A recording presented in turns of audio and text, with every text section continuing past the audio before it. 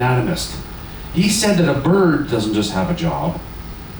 Parts of the bird have a job. The wing has a flying job that's different from the arm of a horse or the arm of a insect, right? If we go a little bit further to the 1830s, 1840s, we get to this guy, a fellow named Charles Robert Darwin. Look at his beard.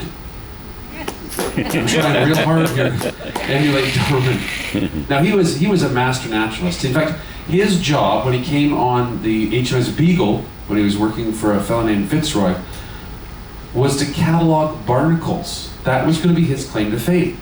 Barnacles. He wanted to figure out where barnacles existed in the great tree of life, because people didn't know. They didn't even know how barnacles had life cycles. Darwin hated barnacles, and when I say that, he hates barnacles like how you hated that moment when you ran out of penguins. It's a terrible moment. He hated barnacles, yet he was charged to go on this multi-year journey to catalog barnacles. He was burnt out. He left England, they went down south, they went to places like Buenos Aires, he went to Ushuaia, he went through the Beagle Channel. It wasn't called the Beagle Channel then. He stopped the captain. He said, Fitzroy, Captain Fitzroy, we need to stop the ship. They dropped anchor. He said, what do you want, Darwin? What's is it an emergency?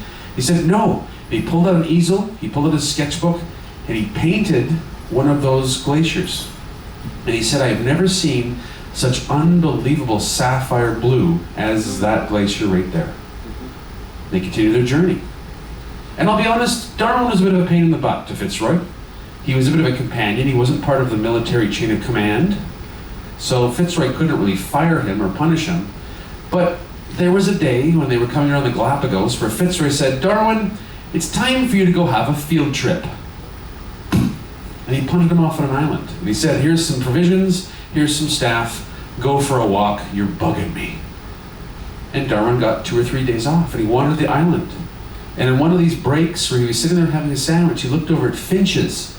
And he noticed that from here down, the finches all had the same body. But from here up, the finches were vastly different. He looked at the beak shape, what they were eating, and this became the beginnings of the notes of a book he wrote called The Origin of Species. He thought it was interesting that given a certain circumstance, certain types of food, certain environments, certain types of predators, certain creatures would either succeed or not succeed. Darwin never said survival of the fittest. If anything, Darwin would say survival of those who can breed. So for me, I don't have any kids. The missus and I, we have polycystic ovaries. She just carries them around for me. I guess I'm a Darwinian failure. I didn't have kids. My brothers, they're the breeders, right? You know. So is the biological point of life just to breed? Well, Darwin said yes, just to make more of us. Which is an interesting way of thinking about life, you know. More on that later. The result of all this, and if you throw in some Lamarck, and if you throw in some other traditions coming in, is that we have this really obnoxious way of referring to animals. We use cladistics, so Latin names, right? This is a creature, a little fuzzy guy like this. This is Spermophilus perii. I point like you can actually see it over the drum kit. This is Spermophilus perii. Does anybody know what the name Spermophilus perii means? No? Nobody took Latin when they were growing up? Yeah, most of us have no idea what these names mean. Well, if you look it up, spermo means seed, philus means lover, and perii means of Perry. There was a mammologist named Perry who saw this little furball stuffing his face with seeds one day and went, "You love seeds, and I discovered you. Perry's seed lover." Which is a ridiculous name, right? Be like calling me, I don't know, the ship's Jello lover. I mean, it's not wrong, but it's weird.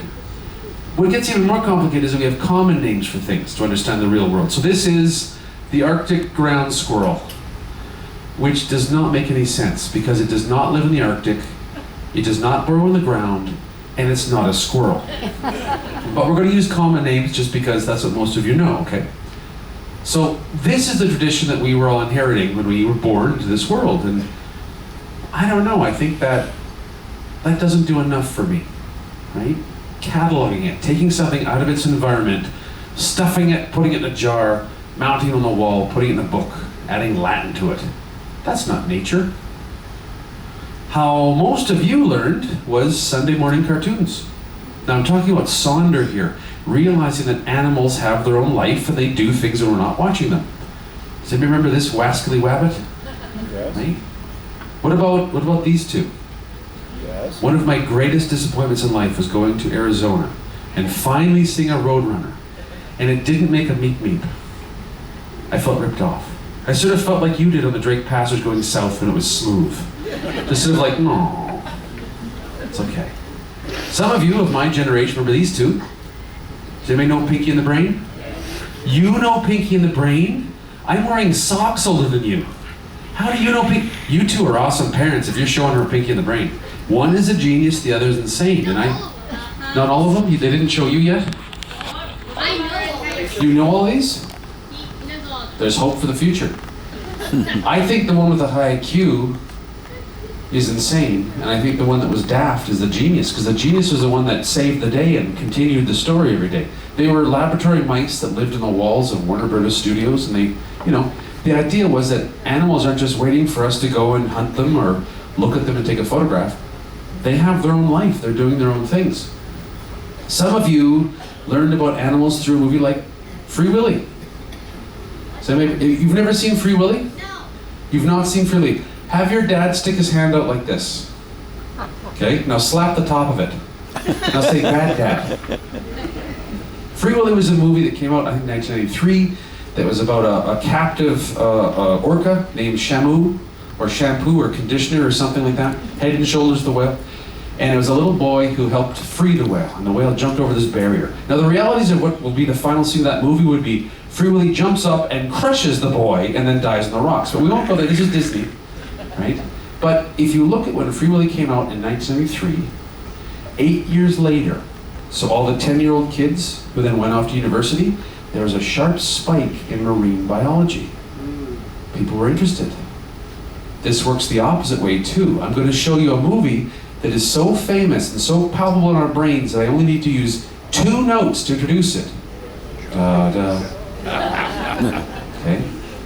Spielberg regrets making this movie, not because it wasn't a frontier-breaking, unbelievable use of special effects, but because 10 years later, the 8-year-old kids who were smuggled into there by their older brothers and sisters hated sharks. They feared the ocean.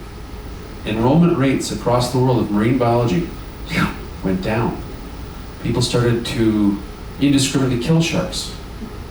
I mean, don't get me wrong, sharks are significantly sharper at the one end than the other, but they're not blind, sort of mindless killers. They have a role in the environment, right? They're going to go after the old, the sick, the weak, those Holland American passengers. Like all of those sort of things are important in the environment, right? For me, I was a nerd in Canada, so as a kid I'd watch Sunday morning cartoons for about half an hour, and then I'd switch over to a show called David Suzuki's Nature of Things. Do we have any Canadians in the room? You've heard of David Suzuki's Nature of Things, right? Back in the 80s, David Suzuki was friendly and happy. He's kind of cranky, old, and retired now, but that's okay. If I spent 50 years of my life telling people the environment was important and was ignored, I'd be cranky too. I also watch Fred Penner's Playhouse. He was a fellow out of Toronto that could crawl through a magical log and through music talk to animals. And then if you go to the top right, there's one of my university professors, a guy named John Acorn, with a last name like Acorn. He had a TV show called Acorn the Nature Nut. This is why I will never have a TV show with a last name like Raincock. In 1989, my family moved up to the little town of Red Deer, Alberta, and we got cable television. We were doing well, right? And we got to see Lauren Green's Wild America. How many of you have ever heard of Lauren Green's Wild America? Great show. This is like slow motion cheetahs going after gazelles and that kind of stuff. And then Jack Hanna. I used to love when Jack Hanna would go up to what's his name? Before Letterman. Johnny Carson. And would hand him sort of like a 2-pound millipede or something, and Johnny Carson his skin would crawl. It was the idea, and that's Jack Hanna, that you can combine humor and science. Interesting stuff. And then I went through school and I was lucky enough to do well. And I went off to the University of Alberta, worked for Alberta Provincial Parks, and eventually worked across the western half of our country. And then I'm here. And my goal, if you look in the top left-hand corner, let me take my laser pointer out. right there, that's the goal. When we were in Ushuaia, beside the HMS Resolution, the National Geographic ship for Lindblad Cruises, I went, oh, that's a good looking ship. I will be on that ship as the ship's naturalist in 5 years' time, mark my words. So this is what my background was. But the number one influence in my life, why I learned about Sonder, why I learned about connections in the environment, was my mom. My mom was a nature nerd. My mom would take me out to the forest when I was a little guy. Point to a leaf, point to a rock, point to a snail, and say, what is that? She knew full well what it was, but she would say, what is that? And she would spend time with me. She would explain things to me. I would explain things to her in my little kid language. And then I'd come back to it. You know, a red leaf is a dragon scale when you're 5. When you're 9, you learn about chlorophyll. When you're 15, you learn about xanthophyll and all the different types of chlorophyll-like substances.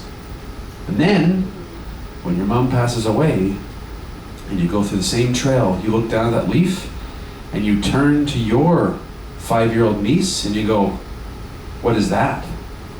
It's a dragon scale. I just about cried when she said that. Little Audrey. Yeah.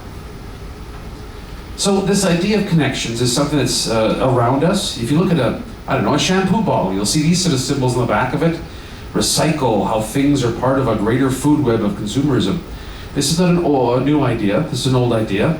My uncle Lyle, he's a Cree fella from Alberta, and they've been talking about this stuff for the better part of 15,000 years. We know there's cycles. Some of you are aware of cycles now that are longer than these two have been alive, right? The gift of being in my 40s is that I learn about things in 5-year cycles now.